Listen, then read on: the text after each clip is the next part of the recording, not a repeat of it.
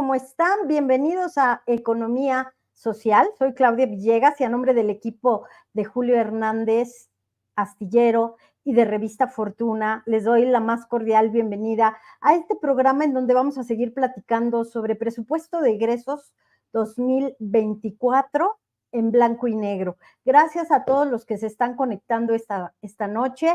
Gracias por sus comentarios, por sus likes, sus recomendaciones, gracias por sus superchats que nos ayudan a mantener este equipo, este periodismo independiente, como nuestro compañero Paco Cruz explicó muy bien y elocuentemente esta noche. Los necesitamos para seguir sosteniendo este gran esfuerzo que es Astillero. Y bueno, pues hoy tuvimos un lunes movidito, tuvimos mucha información que tiene que ver con las reacciones, a veces exageradas, pues a veces correctas, respecto a lo que es el presupuesto de egresos de la Federación 2024. Todavía no se aprueba y ya está levantando pasiones. ¿Por qué? ¿Qué sucede? Tenemos, y hay que recapitular en estas emisiones que hemos tenido de presupuesto de egresos 2024 en blanco y negro, un déficit presupuestario, un déficit de 1.9 billones de pesos, amigos y amigas de Astillero. A cambio se promete un incremento en el gasto social, también que se ha calificado como gasto corriente. Se promete seguir con el impacto, el efecto sureste, donde varios estados de la República Mexicana que nada más no crecían, ahora está creciendo. Pero yo quise seguir invitando a este programa que es de todos ustedes, a Economía Social, a un experto que analiza a pie juntillas, así rubro por rubro, el presupuesto de egresos de la Federación.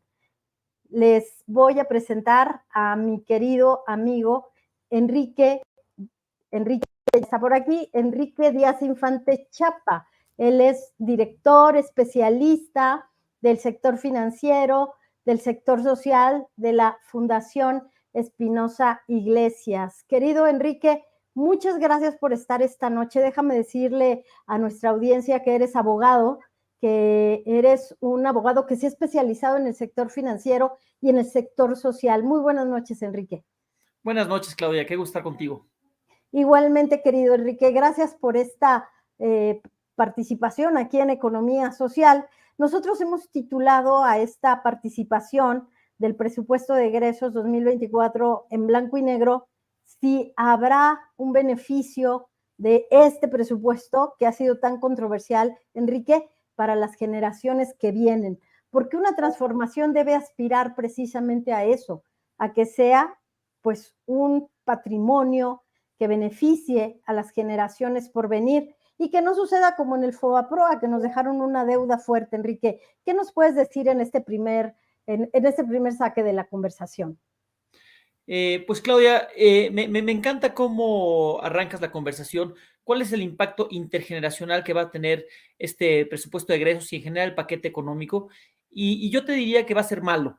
Va a ser malo porque es un paquete económico que está, es decir, es un presupuesto de egresos que está financiado esencialmente con deuda. Y es una deuda que sirve para financiar gasto corriente. Como tú sabes, la deuda que sirve para capital de inversión, esencialmente proyectos de inversión, pero también para formación de capital humano, pues es una buena deuda. Una deuda que sirve para pagar gasto corriente, que no te deja una riqueza, es una mala deuda. Es tanto como si yo me endeudo para financiar la ida de Disneylandia con la familia, o me endeudo para ir a cenar con la familia todos los días a restaurantes, en vez de estar endeudándome para invertir en la casa o invertir en el capital humano de la familia. Entonces, eso es lo que está haciendo este presupuesto. Nos estamos endeudando y nos estamos endeudando para pagar gasto corriente, para pagar de deuda, y es una deuda además que va creciendo a falta de una reforma fiscal. Entonces, para no cobrar impuestos, que eso tiene un costo electoral, entonces lo que se está haciendo es mejor nos endeudamos. Y no se está invirtiendo más en la casa, no se está invirtiendo en la pintura, el impermeabilizante, en el piso, y tampoco se está invirtiendo en la educación de los niños. No, se está endeudando para irnos de vacaciones la familia. Entonces, pues es una mala deuda, es el presupuesto, una Sí. analogía muy familiar si quieres. Sí, gracias, Enrique. Mira, déjame saludar a Norma Martínez. Dice, soy ama de casa, pero estoy aprendiendo a comprender el paquete económico y cómo se maneja la economía de manera tan sencilla. Me encantan tus invitados. Gracias, Norma, por estar aquí.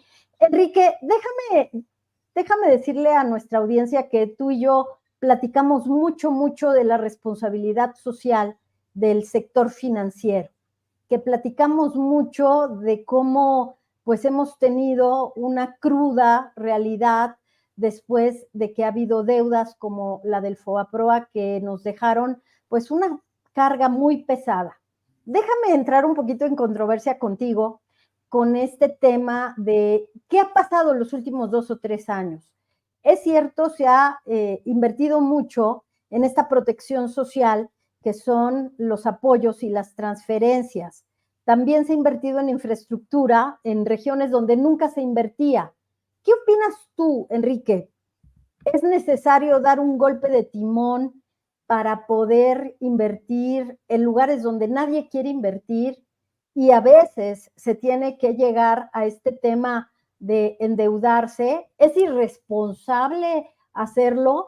¿O es, como te digo, un golpe de timón para que las cosas cambien? Porque llevamos décadas y décadas y décadas con el mismo modelo, Enrique. A ver, Claudia, yo te diría que me encanta que se esté invirtiendo en el sureste, que es, que es lamentable que México esté dividido en norte, centro y sur, y que el sur simplemente no lo logramos integrar. Entonces, eso me parece muy positivo, el que se esté haciendo el corredor transísmico, una buena inversión. El Tren Maya, bueno, malo, cuestionable, sobre todo por el impacto ambiental que está teniendo. La refinería de Dos Bocas, pues invirtiendo energías sucias, ¿no? Esos son los tres proyectos, Veracruz, y sureste, en los que se está gastando. Entonces, qué bueno que esté invirtiendo en el sureste. Ahora, la parte que es muy cuestionable, Clau, además de el tema de que sean energías sucias y el tema de la deforestación, el tema ambiental, es que estas obras las está haciendo el ejército, no las pymes. Para que un desarrollo sea, tenga impacto social, pues debe generar empleos. Y el mayor generador de empleos son las pymes. Y aquí es el ejército el que está viendo beneficiado de estas obras, no las pymes. Entonces es muy cuestionable ese gasto que se está haciendo. Y también es muy cuestionable la manera como se financia, porque está financiando con incrementos en la deuda. Ya al principio del sexenio se recurrió a acabarse los guardaditos, los ahorros que había dejado la administración anterior. Ya se acabaron. Ahora se está recurriendo a la deuda para no hacer una necesaria reforma fiscal. Y la filosofía que se está viendo detrás del paquete económico es, pues el de atrás paga, ¿no? Ahorita ahora sí como dijera Rogelio Ramírez de la O, el último jalón. Lo que no nos dijo es el último jalón electoral. Nos urge endeudarnos ahorita para ganar el 2024 y que la cuarta transformación siga adelante, y ahora sí ya después vemos de qué se trata esto, y que el de atrás pague, ¿no? No, y eso ahí es donde se ve una irresponsabilidad. Habían mantenido un déficit fiscal, un déficit público controlado, y ahora lo sueltan y ya estamos incrementando la deuda 5.4 puntos del PIB, y sin que o sea, ni en la pandemia lo hicimos, o sea, no se ve una justificación más allá de lo electorero.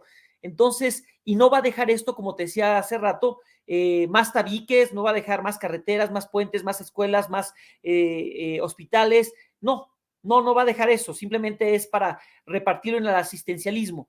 Y un asistencialismo, además, tú hablabas también de los programas sociales, pues son programas sociales necesarios, no hay que quitarle un peso a los programas sociales, pero no como están hechos, o sea, no tiene un impacto intergeneracional, es repartir dinero sin generar capacidades. Prospera Oportunidades y Progresa generaban capacidades a través de dar el dinero a las mujeres si traían cartilla de vacunación y boleta de calificación del hijo. Entonces demostrabas que estabas invirtiendo en educación y en salud para que se incorporaran los hijos al mercado laboral. Esto es simplemente un gasto electorero, buscando votos. Entonces es un mal gasto social que no está Sí, sustentado en una sí, reforma fiscal en impuestos, sino en deuda. sí, Todo mal. sí. Todo mal, Enrique, pero déjame seguir con la conversación.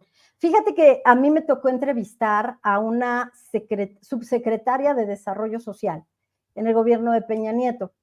Y yo estaba súper emocionada con las políticas de desarrollo social a partir de evidencia y a partir de mediciones y a partir de toda esta, pues este seguimiento, ¿no? Que quienes diseñan políticas públicas nos enseñan que se debe hacer para medir el resultado.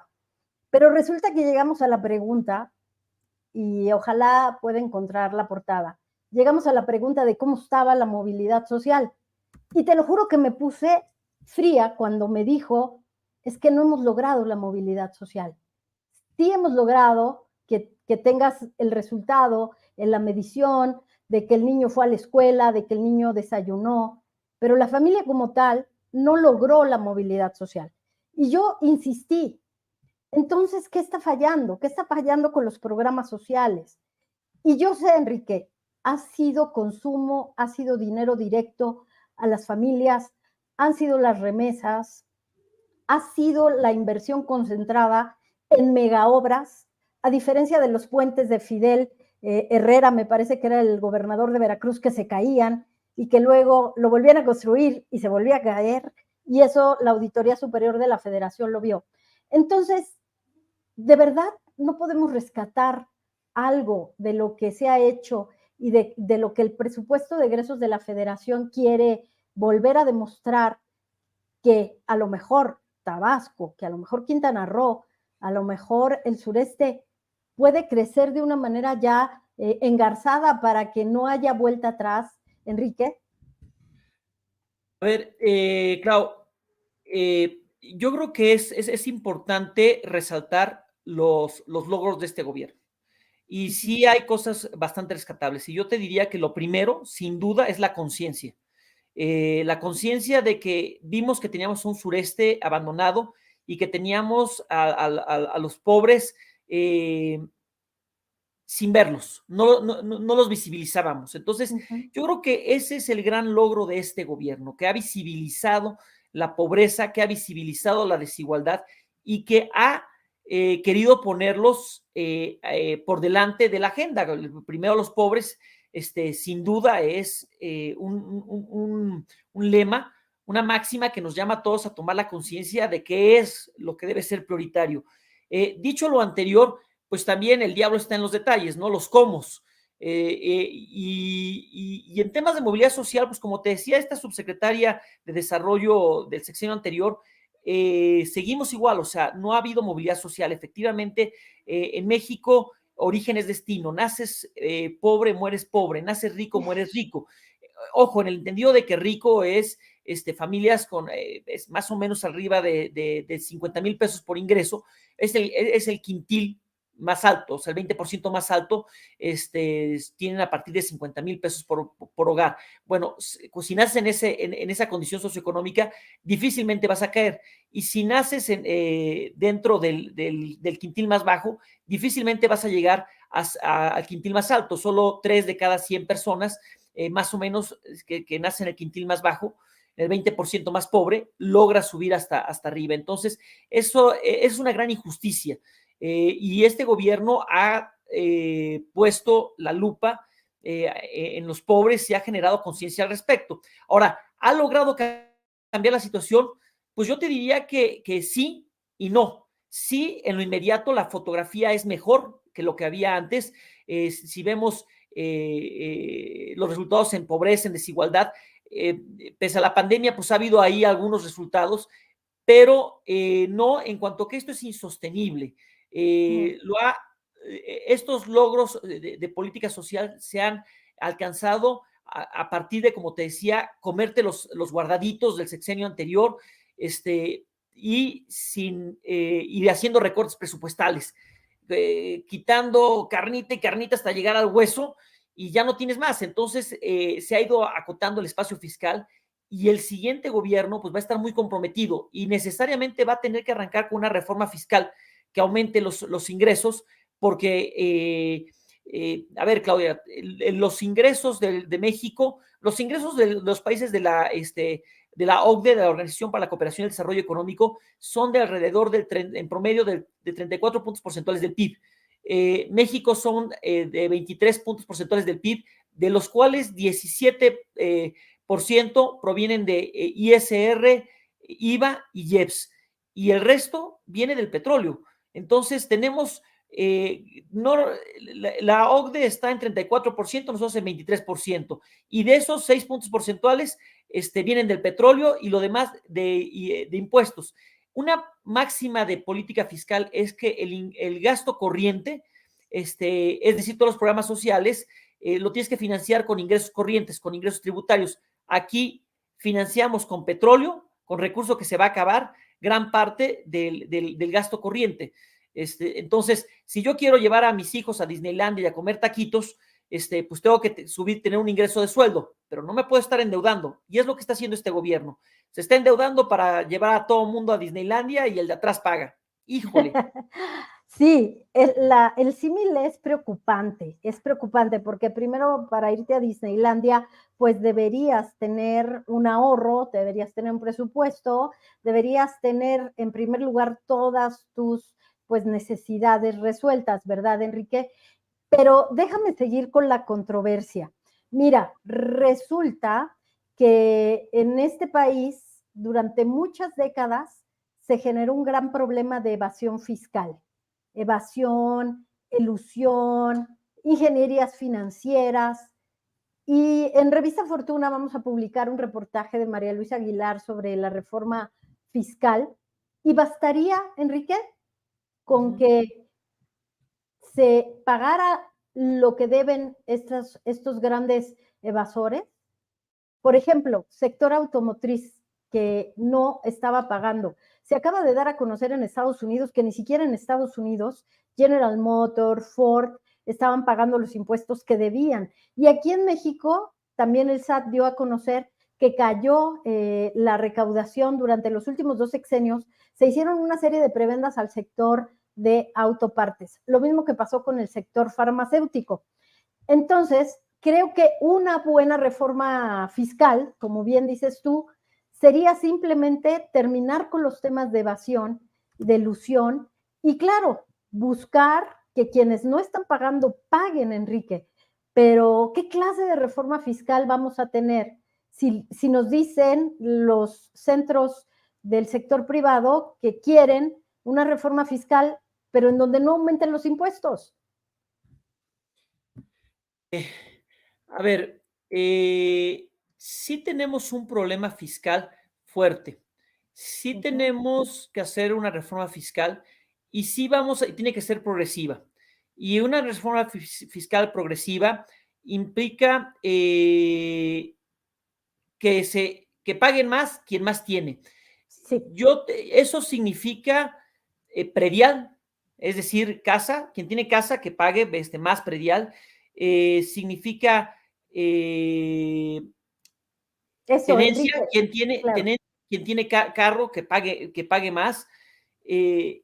Entonces, es el tipo de reforma fiscal. Entonces, estoy hablando de una reforma fiscal que va más hacia lo local, porque ¿quién te maneja el predial y la tenencia? Pues los gobiernos locales. Entonces, necesitas capacidades a nivel local para obtener 2, 3 puntos porcentuales más de impuestos. No te digo meterle al ISR porque el ISR afectarías el empleo formal y ya si de por sí tenemos unos niveles de empleo formal del 40% de la población económicamente activa y el 60% está en la informalidad. Entonces, aumentas los impuestos y lo que vas a generar es que más gente se te vaya a la informalidad. Entonces, ISR no sería una buena política, pero sí tenencia y predial, por ahí deberíamos estarnos yendo, y para eso necesitas hacer buenos registros catastrales y fortalecer las capacidades administrativas de los gobiernos locales y meterla a la ley de coordinación fiscal.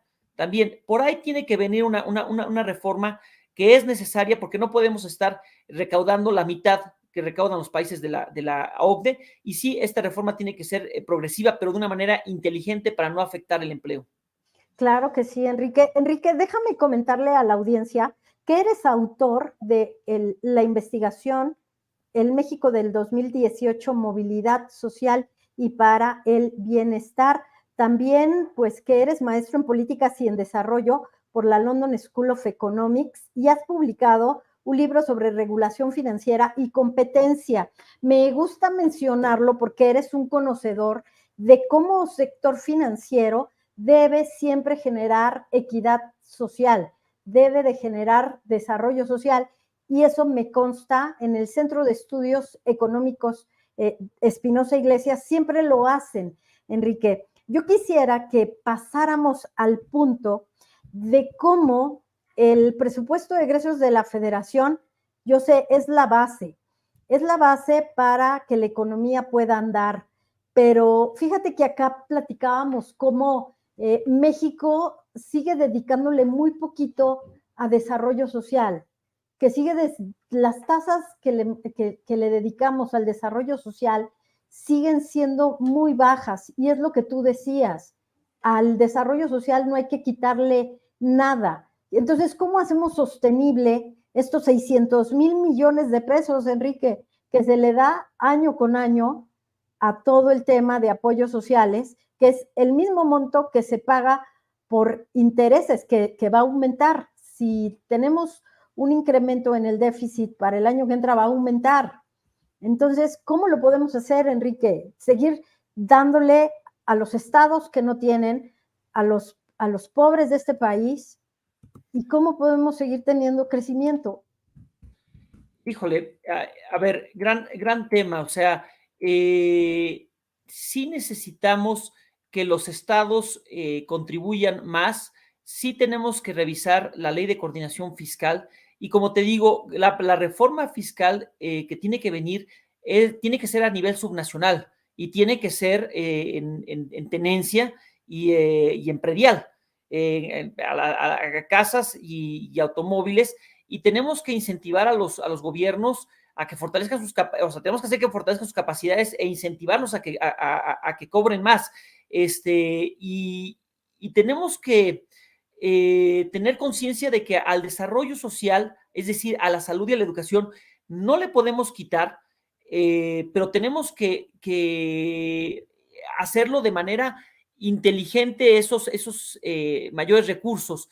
Los programas sociales de este gobierno son de corte asistencialista, no son de programas que generan capacidades para fortalecer, o sea, no fortalecen las capacidades de la gente para integrarlos al mercado laboral. Entonces, son programas sociales que tienen un altísimo rendimiento electoral, no rendimiento en crecimiento, al decir, ya tengo gente con los programas. A ver, para poner un ejemplo, antes, ¿cómo estaban los programas sociales dirigidos a las mujeres a cambio de, como te decía, traer cartilla de vacunación y traer boleta de calificaciones de los hijos para entonces dar el apoyo? Y con eso, con Prospera, Oportunidades y Progresa, lograbas asegurar que de alguna manera los hijos se fueran a integrar al mercado laboral. Ahora, los programas sociales simplemente es un reparto de dinero a clientelas electorales. Entonces, no hay que quitarle un solo quinto a los programas sociales, pero sí hay que rediseñarlos para que tengan un impacto intergeneracional en las generaciones futuras. Y tenemos que hacer del sector financiero uno más enfocado en la inclusión financiera, para que a falta de una seguridad social universal, es decir, de acceso a las pensiones y a la salud para todos los mexicanos, haya de alguna manera el tener acceso al ahorro, al crédito, permita a las personas ser agentes de su propio desarrollo. Entonces, tenemos que impulsar más ese tipo de sector financiero y no desincentivar a que la gente se acerque por miedo a ser fiscalizado. Ahorita el sector financiero, pues son auténticos agentes del fisco. Y la gente dice, ni para qué me acerco a un banco. O sea, yo aperturo ahí una cuenta bancaria y van a empezar a fiscalizar. Yo pido un crédito y van a empezar a fiscalizar. Entonces, la gente no se acerca al sector financiero y el sector financiero no está haciendo palanca necesaria del desarrollo. Por eso tenemos tan poca penetración del crédito como proporción del PIB. Solo el 40% del PIB en créditos se da en México, siendo que en Brasil más o menos eso es del 70%, en Chile está en el 100% y en Estados Unidos en 130%, y más crédito es igual a más crecimiento si es un buen crédito. Entonces, tenemos un problema en el sector financiero y tenemos un problema de diseño de los programas sociales que hacen que no tenga un impacto intergeneracional. Entonces, mal sector financiero, mal los programas sociales y necesita haber cambios hacia adelante en estos ámbitos y con una política fiscal más asertiva para no desincentivar la producción. Cierto. Enrique, déjame comentar lo que nos están aquí preguntando. Dicen que no fue más incisiva con este tema de las personas que evaden impuestos, los que tienen una casota y no pagan el predial, que tendrán su castigo cuando la quieran vender, pues no puedes vender una casa si no pagas el predial, ¿no? Ahí se va, pues, una especie de quid pro quo cuando no pagas el predial. O yo una vez, Enrique, me colé por ahí al estacionamiento de la Suprema Corte de Justicia de la Nación y resulta que había muchos coches con placas de Morelos, pues no pagaban la tenencia, Enrique. Entonces es ahí cuando hablamos de evasión. Dicen que no fui muy incisiva con ese punto. ¿Tú qué opinas? De que hay que ir por ellos, los que eluden impuestos. Sin duda, Claudia, no debemos permitir ni la evasión ni la elusión fiscal. Eso es un gran problema en México y aquí quien tiene más debe pagar más. Entonces, eso se tiene que hacer. Y como te decía, tenemos que revisar el catastro y fortalecer las capacidades administrativas locales para cobrar en serio el predial y la tenencia. Eso lo tenemos que hacer y no podemos permitir que alguien evade impuestos, pero tenemos que hacer una reforma y esa reforma fiscal es de índole progresiva. Quien tiene más activos, que pague más activos. Sí tenemos que irnos por ahí, sí tenemos que hacer una reforma fiscal, pero ojo, este gobierno ha caído mucho en el terrorismo fiscal. No se ha ido con los grandototes, o sea, los grandototes están contentos, felices y lo que les sigue. Yo sé de uno, Enrique. Me imagino, yo creo que todo el mundo sabemos de uno que está muy contento en este gobierno y que no paga lo que tendría que pagar porque está en la economía del compadrazgo y el amiguismo y quizás muy activo en medios y en redes sociales para que no sea fiscalizado. Pero el empresario pyme sí le está pasando muy mal. Sí. Hay terrorismo fiscal, hay cierre de empresas y hay extorsión de los agentes del fisco que llegan a hacer auditorías y que lanzan a sus perros fiscales y a cobrar, y si no les pagas, y extorsionar, y cierran empresas. Entonces, en este gobierno ha habido una extorsión fiscal al empresario pyme. Los grandotes están muy tranquilitos y y los pobres, pues se les está entregando muchos recursos, pero mal, vía asistencialismo, no en una forma asertiva que tenga un impacto intergeneracional. Y los pymes cerrando empresas. Te lo puedo decir con conocimiento de causa. En forma anecdótica, todo el mundo sabemos de alguna empresa que ha sido víctima de la extorsión fiscal, del terrorismo fiscal que se está viviendo y que tiene que cerrar o tiene que arreglarse de alguna manera con el fisco. Y eso, una reforma fiscal hacia adelante, así como dices, tenemos que evitar la evasión fiscal, la elusión y el terrorismo fiscal también. Que pague quien tiene más y que pague más, pero evitar la extorsión fiscal. Sin duda, Enrique, yo coincido contigo totalmente. Fíjate que acá también nos están cuestionando de si Jóvenes Construyendo el Futuro, desde tu perspectiva, no está generando capacidades. Fíjate que yo sí conozco historias bien bonitas de Jóvenes Construyendo el Futuro que llegan como becarios, como, bueno, tienen un sueldo, tienen el seguro social y se convierten en nuevos trabajadores con capacidades, porque además necesitas convertirte en mentor. Tú, para tener a un joven en tu empresa, necesitas realmente dedicarle tiempo, ¿eh? Y no decirle, oye, siéntate ahí a leer el periódico, como a mí me lo hicieron, la verdad. Paréntesis, me ponían a leer un libro y lo leía todos los días. ¿Qué opinas de Jóvenes Construyendo el Futuro? Mira, yo creo que es un programa que responde a una problemática. Es un programa que tiene una buena intención, que los jóvenes incorporándose a una empresa,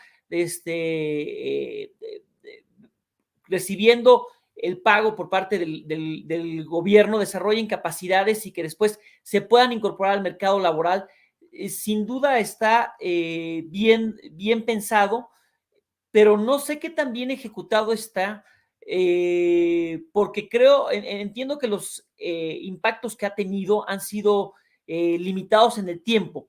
Entonces, es un buen programa en cuanto a su preocupación. Es una buena idea de vincular al mercado laboral con los jóvenes, pero en la implementación se ha prestado a muchos abusos por parte de empresarios que dan de alta a jóvenes para recibir los apoyos fiscales, pero que no necesariamente los tienen contratados o los mantienen en el tiempo en las empresas, y la incorporación al mercado laboral de estos jóvenes no es sostenible en el tiempo. Entonces, sí es un programa que yo creo que debería de mantenerse, pero revisarse para ver cómo hacerlo sostenible en el tiempo y que no se preste a simulaciones por parte de empresarios que quieren recibir los apoyos sin mantener a los jóvenes recibiendo un trabajo, y que los trabajos a los que se incorporen realmente formen capacidades. Y que no como tú dices, Clau, que tenían tu primer trabajo, y que a mí también me tenían así en el primer trabajo, pues sacando copias y eso no formas capacidades. Entonces, Sin hay que duda. revisar los programas, pero como todo en este gobierno, la intención es buena, y la preocupación social es de aplaudirse. Los problemas no es el diagnóstico. Nunca ha tenido López Obrador un problema de diagnóstico, sino uno de implementación. Ese es el problema. Pero tenemos que quedarnos con la preocupación y ocuparnos que realmente hacia adelante esos programas se rediseñen para que sí ayuden al desarrollo social. Enrique, dice Héctor Recio, yo no soy experto, pero yo no conozco un cierre masivo de pymes por terrorismo fiscal. Ahí, Héctor, cuéntanos un poquito qué es lo que sabes sobre este tema. Yo sí conozco varias empresas que han tenido problemas por temas tributarios, pero también sabes que, Enrique, la pandemia, las ventas, la falta de asesoría, de verdad tener un buen asesor hace toda la diferencia. Y yo quiero comentarles a todos nuestros amigos y amigas que están en el chat, no hay un experto, no hay un analista, no hay un experto en derecho bancario más preocupado por los temas sociales que Enrique Díaz Infante. Jamás cargado hacia los poderosos, siempre preocupado porque el sector financiero haga su trabajo, que cobre bien, que no tenga modelos de abuso. Sí quería comentárselos para que conozcan quién es Enrique Díaz Infante. Muchas gracias, Enrique. Vamos llegando a la parte final de este programa, que es sobre el presupuesto de egresos, pero como vamos viendo en economía social, el presupuesto de egresos es transversal, toca muchos puntos de la vida, y durante 2024 lo vamos a ver ahora sí que en blanco y negro, porque lo vamos a ver en los apoyos para los adultos mayores, en los apoyos para los jóvenes construyendo el futuro, en las carreteras que igual no tenemos y necesitamos, o en más puertos. Enrique, por eso es tan importante el presupuesto de egresos de la Federación. ¿Qué crees que sucede, Enrique? Ahora sí, como analista, ¿qué va a suceder en el Congreso, en diputados, en A ver, a mí senadores? me gustaría, Clau, más que hablar del presupuesto de egresos, hablar del paquete económico. Y es importante que hablemos de los criterios de política económica, ¿qué dicen los criterios que sirven de base para elaborar el presupuesto de egresos y la ley de ingresos? Y lo primero que se empieza a vislumbrar ahí en los criterios de política económica que se están presentando al Congreso es un nivel preocupante de endeudamiento.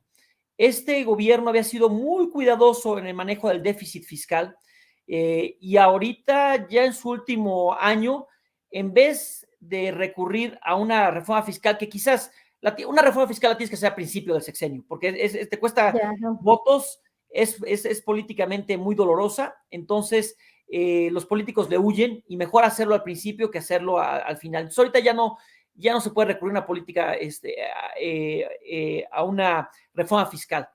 Y ya se recurrió a recortar gasto.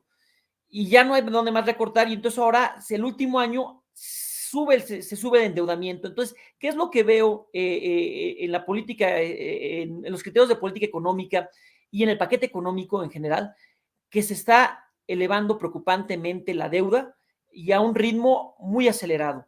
No es posible que tengamos un crecimiento de la deuda del 5.4% del PIB.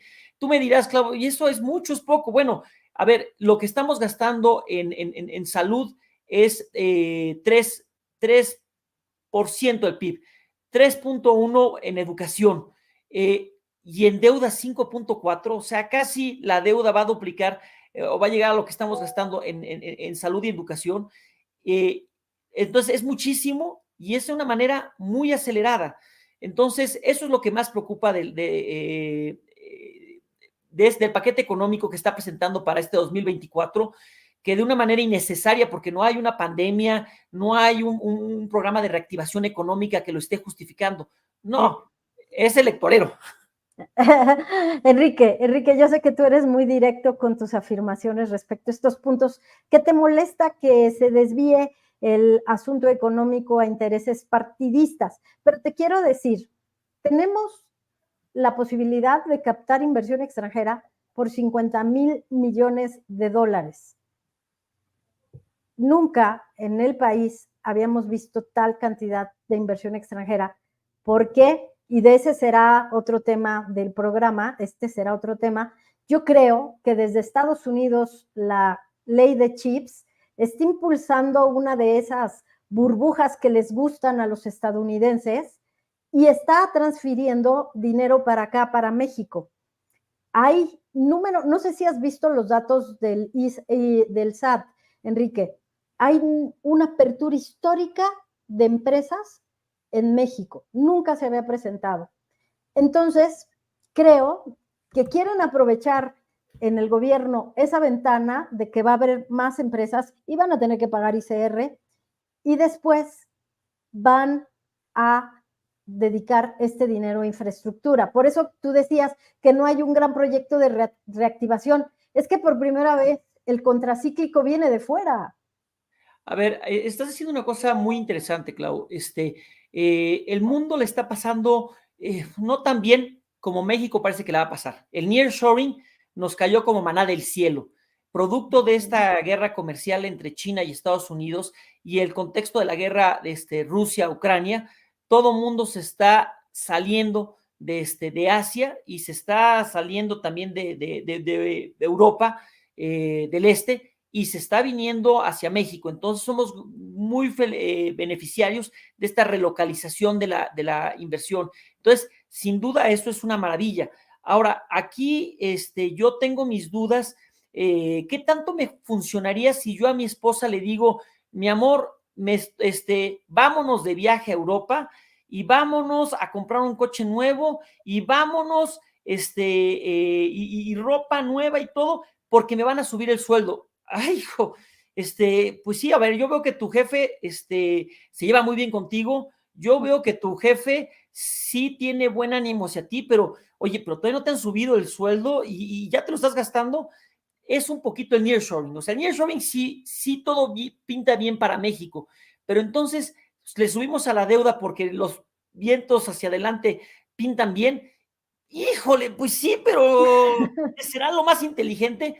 Y aquí, evidentemente, si bien el nearshoring, la relocalización, es algo que luce bien hacia adelante, también las elecciones es algo que está moviendo a un mayor gasto y asistencialista para ganar votos. Y es una realidad y preocupa. Sí, preocupa mucho, Enrique, pero interoceánico. Bueno, el Tren Maya, no sé qué tanto vaya a impulsar el nearshoring. Creo que era más bien un tema turístico el que inspiró el Tren Maya. Dos Bocas, se ha demostrado que la soberanía energética es lo más importante. Está en jaque todo el tema de la energía verde, pero Enrique, gracias de verdad por esta plática tan frontal, tan sincera como siempre lo haces tú. Tenemos comentarios, tenemos acá mucha interacción, nos dicen ejemplos tan burdos. A veces nosotros hacemos unos ejemplos, bueno, planteamos unos ejemplos con los que pensamos se puede entender, porque acuérdense que cuando fue la crisis de las hipotecas subprime, los analistas decían que había sido la época de la exuberancia irracional. Vimos muchas películas en donde había yates y había gastos y había pues borracheras, el lobo de Wall Street. Eso no solo es Hollywood, amigos. Eso también le puede pasar a una economía, a una empresa. Por eso a mí sí me gustan los ejemplos de Enrique, porque a veces nos olvidamos de que hay que ser cautos. Teníamos 81, tenemos en los fondos, Enrique, para volver a recuperar todos los fondos de estabilización, tenemos 81,000 millones de pesos, llegamos a tener 300,000 en la época en que el petróleo tenía niveles de $100, se fue haciendo durante muchos años, y ahí estaba en Banobras, y allí estaba en muchas dependencias, y se lo robaban. Ahora tendríamos que preocuparnos, Enrique, de que lo invertido se haya gastado bien, ¿verdad? Y la transparencia es otro tema. La transparencia es otro tema y que se haya gastado bien. Y un tema que yo quisiera dejar ahí sobre la mesa para futura plática es qué tan positivo es que ese ejercicio del gasto se haya hecho principalmente a través del ejército y no a través de las pymes y las pymes locales.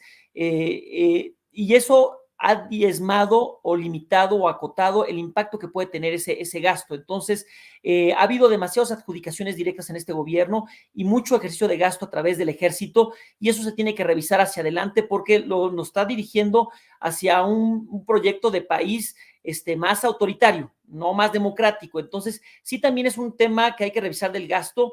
Si es el gastar a través del ejército y vía adjudicaciones directas es lo mejor. Entonces ya vimos que no hemos hecho reforma fiscal y ahora estamos gastando a través del ejército. Hacia allá queremos movernos. Lo dejo sobre la mesa para futura plática. Lo dejamos sobre la mesa. Yo quiero ir a ver esta película Heroico, Enrique, que dicen que está buenísima. Yo también coincido contigo que el tema de las adjudicaciones directas no es lo mejor, pero te prometo que como reportera de negocios vi muchas adjudicaciones directas arregladas. Siempre estaban arregladas. Entonces, tenemos que seguir vigilando, tenemos que seguir preguntando, y te agradezco muchísimo que nos hayas dedicado esta noche, esta hora, Enrique Casi, de haber venido a Economía Social, de atreverte a platicar y a establecer este diálogo con nuestra audiencia, siempre muy crítica, muy activa en todos sus comentarios. Encantado, Clau. Mientras más crítica sea la audiencia, más se gana, y qué bueno que haya estos foros como el de Economía Social. Te lo aprecio mucho la invitación. Al contrario, Enrique, gracias siempre por tu amistad y tu confianza. Seguimos en contacto. Seguimos, querido Enrique. Enrique Díaz Infante, él es responsable de sector financiero y seguridad social del Centro de Estudios Espinosa Iglesias. Raúl Martínez dice, 10 para tu programa.